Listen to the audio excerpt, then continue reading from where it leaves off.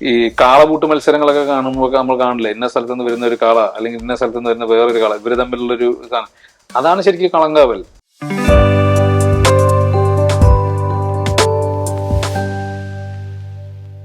നമ്മൾ ഏത് വഴിയിലൂടെ സഞ്ചരിച്ചാലും ഒരു വഴിത്തിരിവ് ഉണ്ടാവും. അതെ, വിയാന്റെ കാര്യത്തിൽ എവിടെയാണ് ആ വഴിത്തിരിവ് സംഭവിച്ചത്? വഴിത്തിരിവ് ഞാൻ നേരത്തെ പറഞ്ഞതുപോലെ ഏരീസ് ഗ്രൂപ്പിന്റെ സിഇഒ സർ സോഹൻ റോയ് ആയിട്ടുള്ളൊരു കണക്ഷനാണ്.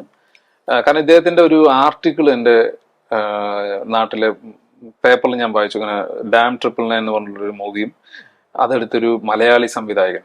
അപ്പോൾ സിനിമ നമ്മൾ പാഷനേറ്റ് ആകുന്ന സമയത്ത് നമ്മൾ എപ്പോഴും ഒരു സിനിമാക്കാരനെ അസിസ്റ്റ് ചെയ്യണം അല്ലെങ്കിൽ ആ സിനിമ പഠിക്കണം എന്നുള്ളൊരു ആഗ്രഹം വന്നത് ഈ കോളേജ് എല്ലാം കഴിഞ്ഞ് നിൽക്കുന്ന ഒരു സമയത്താണ്. അപ്പോൾ ഇദ്ദേഹത്തിന്റെ അടുത്ത് എങ്ങനെയെങ്കിലും എത്തിച്ചേരണം എന്നുള്ളൊരു ചിന്തയായിരുന്നു പിന്നീടുള്ളത്. കാരണം ഹോളിവുഡ് സിനിമയാണ് എൻ്റെ മനസ്സിൽ, എല്ലാവരും മലയാള സിനിമയിൽ ഒതുങ്ങാന്ന് പറഞ്ഞപ്പോൾ എനിക്ക് ഹോളിവുഡിലേക്ക് എത്തണം എന്നുള്ളൊരു ചിന്ത കൊണ്ടാണ് ഞാൻ അദ്ദേഹത്തെ ഫോളോ ചെയ്തതും. അവസാനം ഈ നമ്മൾ ആൽക്കെമിസ്റ്റിലൊക്കെ പറയുന്ന പോലെ നിങ്ങൾ എന്താണ് അമിതമായിട്ട് ആഗ്രഹിക്കുന്നത് അത് ഡെഫിനറ്റ്ലി നിങ്ങളുടെ മുന്നിൽ കൊണ്ടുവരും എന്ന് പറഞ്ഞ പോലെ തന്നെ അദ്ദേഹത്തിന് എന്റെ മുന്നിൽ കൊണ്ടുവന്നു. അദ്ദേഹത്തോടൊപ്പം ഒരുപാട് ട്രാവൽ ചെയ്യാൻ പറ്റി. അദ്ദേഹത്തിന്റെ സിനിമയിൽ, മലയാള സിനിമയിൽ നായകനായി. ഇന്നും ഞാൻ ഇപ്പൊ ഏരീസിന്റെ ഭാഗം അല്ലെങ്കിൽ തന്നെ ഇന്നും അദ്ദേഹത്തിന്റെ പല പ്രൊജക്ടുകളിലും ഇൻഡയറക്റ്റ് ആയിട്ട് പോലും പുള്ളി എന്നെ ഇൻക്ലൂഡ് ചെയ്യിക്കാറുണ്ട്. കാരണം പുള്ളിക്ക് നമ്മളിലൊരു കോൺഫിഡൻസ് ഉണ്ട്. അതാണ് സത്യം പറഞ്ഞാൽ എൻ്റെ ഒരു വഴിത്തിരിവ്. പിന്നെ എന്ന് പറയുന്നത് മമ്മൂക്കയെ പോലെ ഒരു വ്യക്തിയെ നമ്മുടെ അടുത്ത് കാണാൻ കിട്ടിയതും അദ്ദേഹത്തിന്റെ മടിയിൽ കിടക്കാൻ പറ്റിയതും എന്നെ സംബന്ധിച്ച് എനിക്ക് കിട്ടിയ വലിയ ഓസ്കാറാണ്. ഉറപ്പായിട്ടും.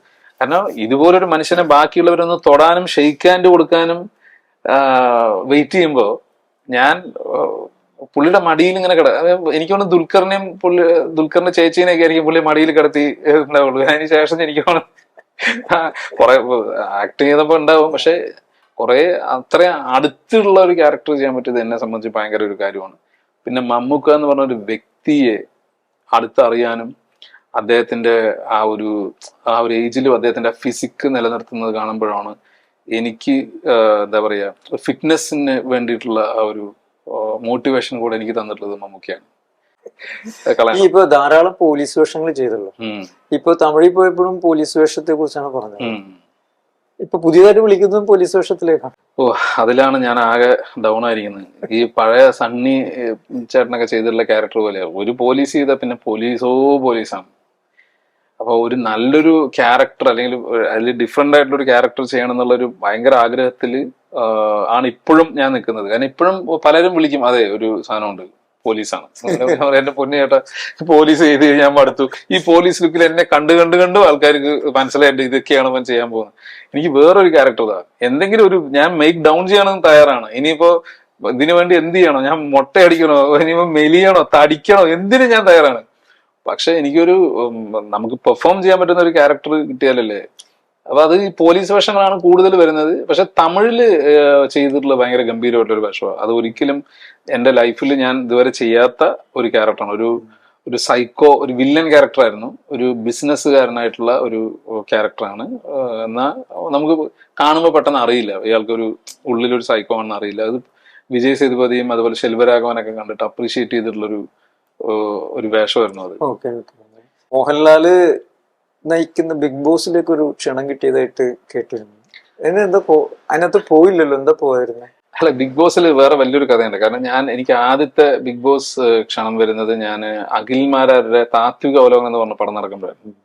അപ്പൊ അന്ന് ഇതിന്റെ ഡോക്യുമെന്റ്സ് സൈൻ ചെയ്ത് നമ്മൾ സബ്മിറ്റ് ചെയ്യാൻ വേണ്ടി പറയുന്ന ദിവസം ഞാൻ അഖിലിന്റെ അടുത്ത് റൂമിൽ പോയിട്ട് ഇങ്ങനെ ഒരു ബിഗ് ബോസ് എനിക്കൊരു ഇത് വന്നിട്ടുണ്ട്, എന്താ ചെയ്യേണ്ടത് ചോദിച്ചപ്പോ അഖില് പറഞ്ഞു, ബിഗ് ബോസോ? ബിഗ് ബോസിൽ പോരുത്. ബിഗ് ബോസിൽ പോയി കഴിഞ്ഞാൽ നമ്മളുടെ ഒറിജിനൽ ഇതറിയും. നീ ഒരു ആക്ടറാണ്. ചിലപ്പോ നീ അവിടെ നിന്റെ ഇമോഷണലി ഡൗൺ ആവണതോ ചീത്ത വിളിക്കണതൊക്കെ പുറത്തിറങ്ങി കഴിഞ്ഞാല് നല്ലൊരു ക്യാരക്ടർ ഒന്നും കിട്ടില്ല എന്ന് പറഞ്ഞത് ഈ അഖിൽമാരെ. അത് കഴിഞ്ഞിട്ട് അടുത്ത സീസണിൽ വരുമ്പോഴുണ്ട് അഖിൽ എന്നെ വിളിച്ചിട്ട് പറഞ്ഞു, അളിയാ ഞാനേ ബിഗ് ബോസിൽ പോകണം, ഇന്ന് രാത്രിയാ ഫ്ലൈറ്റ്, നീ ഫ്രീ ആണെങ്കിൽ റൂമിലേക്ക് വന്നു. എന്നിട്ട് ഞാൻ രാത്രി അഖിലിന്റെ ഫ്ലാറ്റിൽ പോയി. അഖിലും സുഹൃത്തുക്കളൊക്കെ ഉണ്ടായിരുന്നു. അപ്പൊ അന്ന് ഞാൻ ചോദിച്ചത്, എന്നെ പറഞ്ഞ് മുടക്കിയിട്ട് നീ ഇപ്പൊ പോകുന്നില്ലേ? അല്ല, അത് ഞങ്ങൾ ഭയങ്കര ക്ലോസ് ഫ്രണ്ട്സ് ആണ്. പക്ഷെ അതാണ് ബിഗ് ബോസിനെ കുറിച്ചിട്ടുള്ളൊരു. ഇത്തവണയും ഈ പറഞ്ഞതുപോലെ ഒരു ക്ഷണം വന്നു. പക്ഷെ ലാസ്റ്റ് മിനിറ്റിൽ എന്താണെന്ന് അറിയില്ല, അവിടെ നിന്നുള്ള ഒഫീഷ്യൽസ് പറഞ്ഞിട്ട് വേറെ ആരുടെ ഭാഗത്തു നിന്നുള്ള 1-2 പേര് കയറേണ്ട ഒരു ഇത് വന്നുകൊണ്ട് നമ്മളെ റിസർവ് ചെയ്തു. അടുത്ത പ്രാവശ്യം നോക്കാം എന്നുള്ള രീതിയിലാണ് പറഞ്ഞിരിക്കുന്നത്. എനിക്ക് അതിന്റെ കൂടുതൽ ഡീറ്റെയിൽസ് അറിയില്ല. പക്ഷെ ബിഗ് ബോസ് എനിക്ക് ഭയങ്കര ഇഷ്ടമാണ്. ഞാൻ എപ്പോഴും കാണുന്ന ഒരു ഷോ ആണ്. ഭയങ്കര റിയലിസ്റ്റിക് ആയിട്ടുള്ള കാര്യങ്ങളാണ് അതിനകത്ത്. എല്ലാവരും പറയും ഭയങ്കര സ്ക്രിപ്റ്റഡ് ആണ് ഈ പറഞ്ഞ പോലെ. അതൊന്നുമല്ല, വിമർശനങ്ങൾ ധാരാളം ഉണ്ട്. കാരണം നമ്മൾ എന്താണെന്നുള്ളത് നമ്മൾ ആളുകളെ പ്രൂവ് ചെയ്യാൻ പറ്റുന്ന ഒരു പ്ലാറ്റ്ഫോമാണ് ബിഗ് ബോസ്. അതുകൊണ്ട് തന്നെയാണ് എനിക്ക് ഭയങ്കര ഇഷ്ടമുള്ളതാണ്. എന്റെ ഒരു അബദ്ധം പറ്റിയത് ഞാൻ ഇതുപോലെ ഈ സജഷൻ ചോദിച്ച് മുന്നോട്ട് പോയതിലാണ് എനിക്ക് പറ്റിയ ഒരു അബദ്ധം തോന്നുന്നത്. ഈ മിമിക്രി ചെയ്യുന്ന പറഞ്ഞിരുന്നല്ലോ. അതെ, നമുക്ക് വന്നിട്ടുണ്ട് സംഭവങ്ങൾ കാണിക്കാൻ.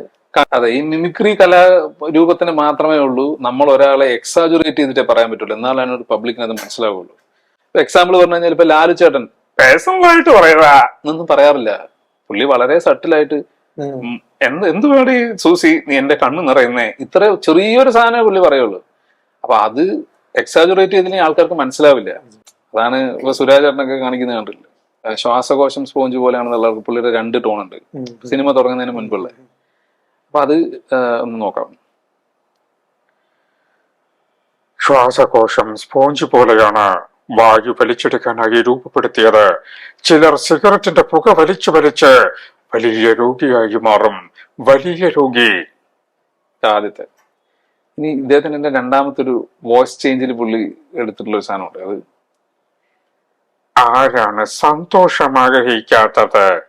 ഈ നഗരത്തിന് ഇതെന്തു പറ്റി? ചിലയിടത്ത് ചാരം, ചിലയിടത്ത് പുക. എല്ലാരും എല്ലാം സഹിക്കുന്നത് എന്തിനായി പുക? പുകവലിക്ക് വലിയ വില കൊടുക്കേണ്ടി വരും. വലിയ വില. പിന്നെ നമ്മുടെ പഴയ പാട്ടുകാരനല്ല അഫ്സലിക്ക, അദ്ദേഹത്തിന്റെ പുള്ളി പാടുന്നത് തന്നെ വെച്ചിട്ട് ഇപ്പൊ പാട്ടിൽ തന്നെ അവരുടെ വോയിസ് എടുക്കാൻ ഞാൻ നോക്കാറുണ്ട്. അപ്പൊ അങ്ങനെ അഫ്സലിക്കയുടെ ഒരു ശബ്ദം. സോറി, ഒരു 4000 സോറി, സ്വർണ്ണക്കട്ടി ഞാൻ പാടാം ഒരു സോറി. ഹലോ ഹലോ ഹലോ, പിണങ്ങിയോ മിടുക്കി, അടങ്ങ് പെൺമണി, ചിരിക്കടി ചിരന്തി, കോപമളക്കടി കാന്താരി.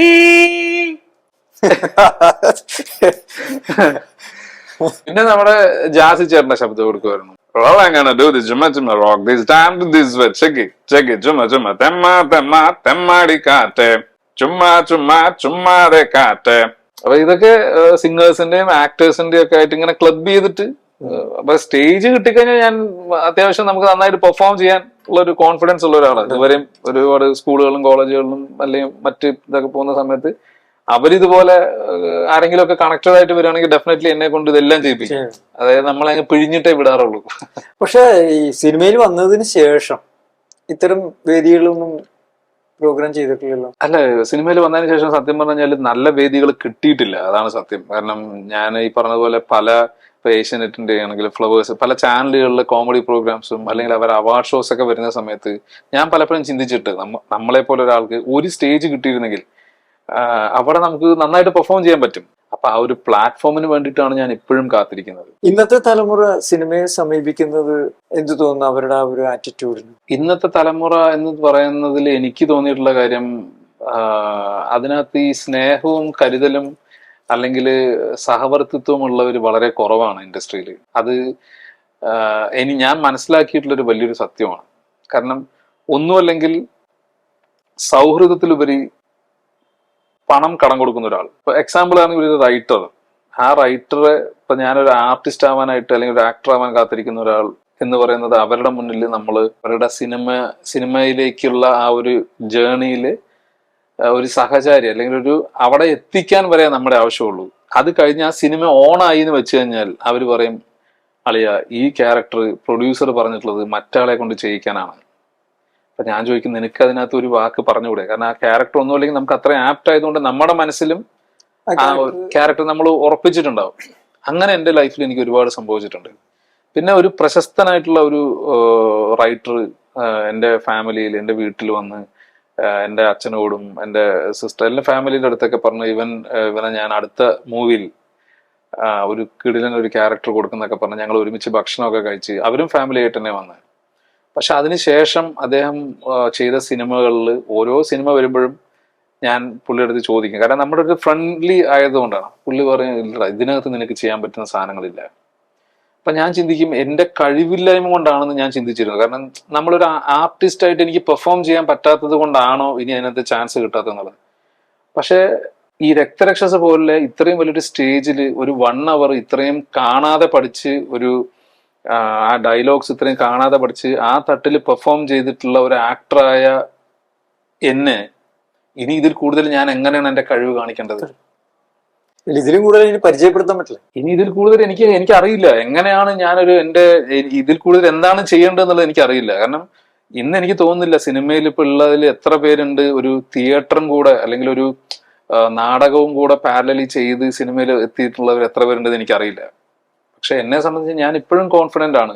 കാരണം നമ്മൾ ഇതുപോലൊരു വലിയ സ്റ്റേജിൽ, അതും പൊസിഷൻ വരെ ശ്രദ്ധിച്ച് നിൽക്കേണ്ട ഒരു സ്റ്റേജാണ് അത്. കാരണം ലൈറ്റ് ഓഫ് ലൈറ്റ് ഓണില് മൊത്തമായിട്ട് സെറ്റിങ്സ് ചേഞ്ച് ചെയ്യുന്ന ഒരു ഡ്രാമയാണ് ഈ പറഞ്ഞ രക്തരക്ഷസ്. അതിൽ പോലും പെർഫോം ചെയ്തിട്ടും ഇന്നും നല്ലൊരു ക്യാരക്ടർ നമ്മളിലേക്ക് വരുന്നില്ല എന്നുള്ളതാണ് സത്യം. അത് നമ്മളെ അറിയുന്ന അല്ലെങ്കിൽ അടുത്തറിയുന്നവർ പോലും ഒരു പ്രൊജക്ട് ഓൺ ആവാൻ വേണ്ടിയിട്ടുള്ള വരെ ഉള്ളൂ അവരുടെ ഈ പറഞ്ഞ സ്നേഹവും സൗഹൃദവും ഒക്കെ. അത് കഴിഞ്ഞു കഴിഞ്ഞാൽ അവരുടെ കാര്യത്തിലേക്ക് വേണ്ടിയിട്ടാണ്. പിന്നെ ചിലവരാണെന്നുണ്ടെങ്കിൽ പിന്നീട് ഈ ഓൺ ആവുന്നത് വരെ എന്റെ ഫ്ലാറ്റിൽ വരും, ഡെയിലി വരും, കാണും, ഞങ്ങൾ പോയി പുറത്തു പോകും, ഭക്ഷണം കഴിക്കും, എല്ലാം ചെയ്ത് കഴിഞ്ഞിട്ട് പടം ഓൺ ആയി കഴിഞ്ഞാൽ പിന്നെ വിളിച്ചാൽ ഫോൺ എടുക്കാത്തത് വരെ ഉണ്ട്. അപ്പൊ ഇവരെയൊക്കെയാണ് എന്റെ മുന്നിൽ ഞാൻ കണ്ടുകൊണ്ടിരിക്കുന്നത്. അപ്പൊ നമ്മൾ ചിന്തിക്കുക എന്താന്ന് വെച്ച് കഴിഞ്ഞാല് ഞാൻ ഇപ്പോഴും എന്റെ കോൺഫിഡൻസ് ലെവൽ ഞാൻ താഴേക്ക് പോവില്ല. ഈ പടത്തിൽ ചാൻസ് കിട്ടില്ല, വേണ്ട, എനിക്ക് അടുത്ത പടം വരും. കാരണം എന്താണെങ്കിലും എന്റെ ജീവിതം എന്ന് പറഞ്ഞാൽ സിനിമയിലേക്ക് തന്നെയാണ്. കാരണം അത് റിയലൈസ് ചെയ്ത് ഈ ഒരു ഫീൽഡിൽ എത്തപ്പെടാൻ വൈകിയെങ്കിൽ തന്നെ എന്റെ മുന്നിലുള്ളത് ഇപ്പൊ ജോജി ചേട്ടനെ പോലെ ഒക്കെ ഉള്ള ആളുകളാണ്. ആ പുള്ളിയൊക്കെ അറിയാലോ, പുള്ളിയുടെ സ്ട്രഗിൾ നമ്മൾ ഒരുപാട് കണ്ടിട്ടുള്ളതാണ്. അപ്പോൾ ഒരു ദിവസം നമ്മുടെ ഉണ്ടാവും അന്നത്തെ പെർഫോമൻസോ അല്ലെങ്കിൽ അന്ന് നമ്മൾ ചെയ്യുന്ന കാര്യങ്ങൾ കണ്ടിട്ട് പിന്നീട് ഈ പറഞ്ഞ സുഹൃത്തുക്കള് നമ്മളെ ഇങ്ങോട്ട് വിളിച്ചു കഴിഞ്ഞാൽ ഞാൻ ഫോൺ എടുക്കണോ വേണ്ടോ എന്നുള്ളതാണ് ഞാനിപ്പോൾ ആലോചിക്കുന്നത്. അല്ല, അതുകൊണ്ടല്ല, സീരിയസ്ലി പറഞ്ഞാൽ എനിക്ക് ഭയങ്കര വിഷമം തോന്നിയിട്ടുണ്ട് പല സാഹചര്യങ്ങളും. ലാസ്റ്റ് നിമിഷം വരുന്ന സമയത്ത് ഒന്നുമില്ലെങ്കിൽ നമ്മൾ ആർട്ടിസ്റ്റ് വാല്യൂ ഇല്ലാത്ത ഒരാളായിട്ട് അവിടെ മാറും. അതല്ലാന്നുണ്ടെങ്കിൽ പലരുടെയും പേഴ്സണൽ ആയിട്ടുള്ള ഇൻഫ്ലുവൻസ് ഡയറക്ടറിലേക്കും അല്ലെങ്കിൽ പ്രൊഡ്യൂസറിലേക്കൊക്കെ വരും.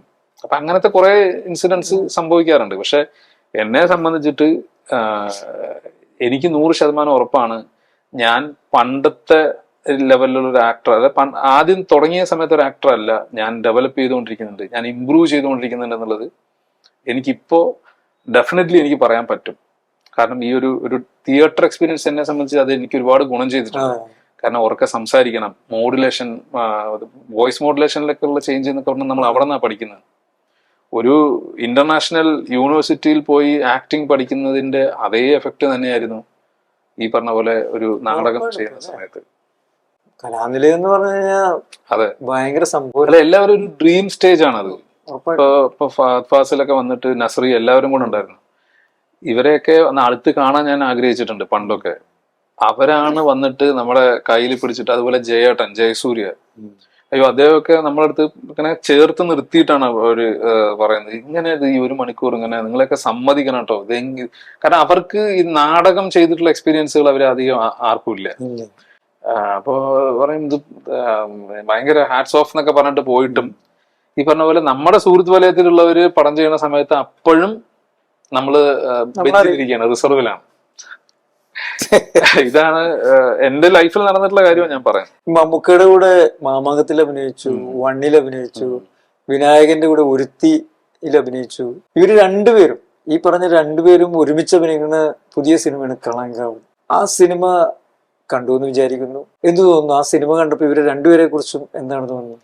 മമ്മൂക്കയെ കുറിച്ച് ഇനിയിപ്പോ ഞാൻ പറഞ്ഞിട്ട് മറ്റേ പബ്ലിക് മനസ്സിലാക്കേണ്ട കാര്യമില്ല. അദ്ദേഹം ഒരു എക്സ്ട്രാ ഓർഡിനറി ആക്ടറാണ്, നല്ലൊരു പെർഫോമറാണ്, ഭയങ്കര ഇന്ത്യ കണ്ടിട്ടുള്ള ഒരു ലെജൻഡറി ആയിട്ടുള്ള ഒരു ആക്ടറാണല്ലോ. വിനായകനെ സംബന്ധിച്ചിട്ട് അദ്ദേഹത്തിന്റെ പേഴ്സണൽ വശം എനിക്കറിയില്ല, നമ്മള് പബ്ലിക്കിൽ കണ്ടിട്ടുണ്ടെന്നേ ഉള്ളൂ. പക്ഷെ അഭിനയത്തില് പുള്ളി ഒരുത്തി എന്ന് പറഞ്ഞ സിനിമ ഞാൻ ഒരുമിച്ച് അഭിനയിക്കുമ്പോൾ തന്നെ എനിക്ക് മനസ്സിലായിട്ടുള്ളതാണ്, പുള്ളി നല്ലൊരു എക്സ്ട്രീം ലെവലിൽ എത്താൻ പറ്റുന്ന ഒരു ആക്ടറാണ്. അത് തന്നെ പുള്ളി ജയിലറിലൊക്കെ പ്രൂവ് ചെയ്തിട്ടുള്ള ഒരാളാണ്. അപ്പൊ ഇതെന്ന് പറയുകയാണെങ്കിൽ എന്താ പറയാ, 2 താരങ്ങളുടെ 2 മത്സര ഇതാണ് എനിക്ക് ഫീൽ ചെയ്തത്. അതായത് നമ്മൾ ഈ കാളപൂട്ട് മത്സരങ്ങളൊക്കെ കാണുമ്പോൾ നമ്മൾ കാണില്ലേ, ഇന്ന സ്ഥലത്ത് നിന്ന് വരുന്ന ഒരു കാള അല്ലെങ്കിൽ ഇന്ന സ്ഥലത്ത് നിന്ന് വരുന്ന വേറൊരു കാള, ഇവര് തമ്മിലുള്ളൊരു ഇതാണ്. അതാണ് ശരിക്കും കളങ്കാവൽ. പിന്നെ ജിതിനെ പോലുള്ള ഒരു അപ്കമിങ് ഡയറക്ടർക്ക് കിട്ടിയിട്ടുള്ള ഏറ്റവും ഗ്രേറ്റ് ഓപ്പർച്യൂണിറ്റിയാണ് ഇതുപോലുള്ള 2 പേരെ വെച്ചിട്ട് ഒരു സിനിമ ചെയ്യാന്ന് പറയുന്നത്.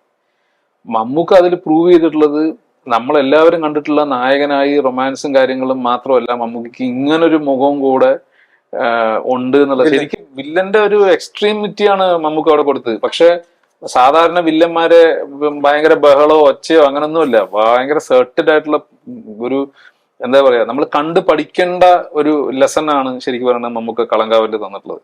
പക്ഷെ വിനായകനെ സംബന്ധിച്ചിട്ട് വിനായകനെ എനിക്ക് തോന്നിയിട്ടുള്ളത് പുള്ളീനെ കുറച്ചുകൂടെ ഒന്ന് ഒതുക്കാൻ, അതായത് ഒതുക്കുക എന്ന് പറഞ്ഞു കഴിഞ്ഞാല് ഇങ്ങനെ അഴിച്ചുവിടാതെ ഒരു ലിമിറ്റ് ചെയ്യിപ്പിക്കാൻ ഡയറക്ടർക്ക് കഴിഞ്ഞത് പുള്ളിയുടെ ഒരു ഹീറോയിസം കൊണ്ടുവരാൻ ഹെൽപ്പ് ചെയ്തിട്ടുള്ളൊരു ഇതാണ്. അല്ലെങ്കിൽ ഇപ്പൊ വിനായകൻ സാധാരണഗതിയിൽ നമ്മളിപ്പോ കമ്മട്ടി പാടത്തില് കൃഷ്ണ എങ്ങേറ എന്നൊക്കെ പറഞ്ഞിട്ടുള്ള രീതിയിൽ ഈ കളങ്കാവലിലേക്ക് ആ ഒരു ട്രാക്കിൽ സംസാരിച്ച് വന്നിരുന്നെങ്കിൽ ഒരുപക്ഷെ നമുക്കത് ദഹിക്കില്ലായിരുന്നു എന്ന് എനിക്ക് തോന്നി. അപ്പൊ അത് എന്താ പറയാ, വളരെ കൃത്യമായി കൃത്യമായിട്ട് അത് കാസ്റ്റിങ്ങിന്റെ കാര്യത്തിലൊക്കെ വളരെ പക്കായിരുന്നു. അതുപോലെ ആ ഒരു ഡയലോഗ് ഡെലിവറി കാര്യങ്ങളിലേക്കൊക്കെ കൊടുത്തിട്ടുള്ളതും എന്താ പറയാ, അവരുടെ വേറൊരു മുഖം അല്ലെങ്കിൽ വേറൊരു ലെവൽ നമുക്ക് കാണിച്ചു തന്നുള്ളൊരു പടമാണ് കളങ്കാവൽ. ഈ മമ്മൂക്കയുടെ സിനിമയിൽ അഭിനയിച്ചു എന്ന് പറഞ്ഞു. അതുപോലെ തന്നെ പ്രശസ്തനായ ഒരാളാണല്ലോ മോഹൻലാൽ. മോഹൻലാലിന്റെ സിനിമയിൽ അഭിനയിച്ചിട്ടുണ്ടോ?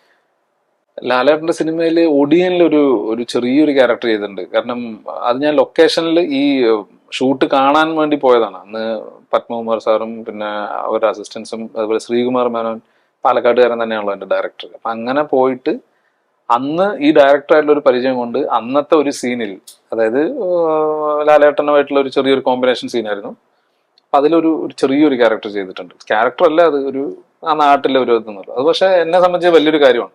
പക്ഷെ ഈ ലാലേട്ടനുമായിട്ടുള്ള ഒരു കണക്ഷൻ എന്ന് പറയുന്നത് ഈ ഒടിയൻ സിനിമയിൽ തന്നെ പാലക്കാട് സ്ലാങ്ങിലാണ് ഇവരെല്ലാവരും സംസാരിക്കുന്നത്. എനിക്ക് തോന്നുന്നത് ആ പടം കണ്ടപ്പോ മനസ്സിലാണ്ട മുത്തപ്പൂ അങ്ങനെ ഈ പാലക്കാടിന് കുറച്ചൊരു നീട്ടലും കുറുകലും കാര്യങ്ങളൊക്കെ ഉണ്ട്. അത് എല്ലാവർക്കും അത് ആ ഒരു സ്ലാങ് കിട്ടില്ല. അപ്പോ ഇതിന്റെ ഡബ്ബിംഗ് സമയത്ത്, ഒടിയൻ മൂവിയുടെ ഡബ്ബിംഗ് സമയത്ത് ഇതിന്റെ സംവിധായകൻ ശ്രീകുമാർ മേനോൻ വിളിച്ചിട്ട് ഞാൻ അവിടെയുള്ള മറ്റ് ആർട്ടിസ്റ്റുകളിലേക്ക് ഡയലോഗ് എങ്ങനെയാണ് പാലക്കാട് സ്ലാങ്ങിലേക്ക് വരുമ്പോൾ എന്തൊക്കെ ചേഞ്ചാണ് ആ ഡയലോഗിൽ വരേണ്ടത് എന്നുള്ളത് ഞാൻ സപ്പോർട്ട് ചെയ്തിട്ടുണ്ട്. അങ്ങനെ ചെറിയ രീതിയിൽ ലാലേട്ടന്റെ കൂടെ എന്ന് വേണമെങ്കിൽ പറയാം. ചെറുതെങ്കിലും നമുക്ക് വലുതാണ്. അതെ, അത് വലുതാണ്. ലാലേട്ടന്റെ കൂടെ ഒക്കെ അഭിനയിക്കുക എന്നുള്ളത് എൻ്റെ ഏറ്റവും വലിയൊരു അൾട്ടിമേറ്റ് ഒരു ആഗ്രഹമാണ്. അത് എന്നെക്കാട്ടിലും ഉപരി എൻ്റെ മുത്തശ്ശിക്ക് ഭയങ്കര ആഗ്രഹമുള്ളൊരു കാര്യമാണ്. എൻ്റെ മുത്തശ്ശി എപ്പോഴും ലാലേട്ടന്റെ സിനിമകൾ കാണുന്ന സമയത്ത് പറയും എൻ്റെ മോൻ ലാലേട്ടന്റെ ഒക്കെ മോനായിട്ടൊക്കെ അഭിനയിക്കാനും എന്നൊക്കെ പറഞ്ഞ് ചെറുപ്പത്തിൽ കേട്ടോ. അതായത് ഞാൻ സ്കൂളിലൊക്കെ പഠിക്കുന്ന സമയത്ത് ടി വിയിലൊക്കെ വരുന്ന സമയത്ത് ഞാൻ അന്ന് കുറച്ച് നല്ല തടിയൊക്കെ ഉണ്ട്, ലാലേട്ടനെ പോലെ കവളൊക്കെ ഉള്ള ഒരു സമയമായിരുന്നു. അപ്പൊ അത് അമ്മമ്മയ്ക്ക് ഭയങ്കര ആഗ്രഹമായിരുന്നു. കലയുടെ വിവിധ മേഖലകളിലൂടെ നടത്തിയ സഞ്ചാരം നൽകുന്ന അനുഭവ പാഠങ്ങളുണ്ട്. ഒരുപാട് നല്ലതും ചീത്തയായിട്ടുള്ള ഒരുപാട് അനുഭവങ്ങൾ എന്നെ സംബന്ധിച്ചിട്ടുണ്ട്. കാരണം സിനിമയിൽ അഭിനയിക്കണം എന്ന് പറഞ്ഞ് ഒരുപാട് പേര് നമ്മുടെ ചുറ്റും നമുക്ക് കാണാം. പക്ഷെ ഇവരൊക്കെ ഫേസ് ചെയ്യുന്ന ഒരു പ്രധാന പ്രശ്നം എന്താണെന്ന് വെച്ച് കഴിഞ്ഞാൽ നല്ലൊരു ഈ സിനിമയ്ക്ക് വേണ്ടി ഇവരെന്ത് എഫേർട്ട് ഇടുന്നു എന്നുള്ളതാണ് ഇതിന്റെ പുറകിലുള്ള കാര്യം. സിനിമയുടെ മുന്നോട്ടുള്ള വഴിയിൽ എല്ലാ വിജയങ്ങളും ആശംസിക്കുന്നു. ഇനിയും കൂടുതൽ ഉയരങ്ങളിലെത്തട്ടെ എന്ന് ആശംസിക്കുന്നു. Thank you.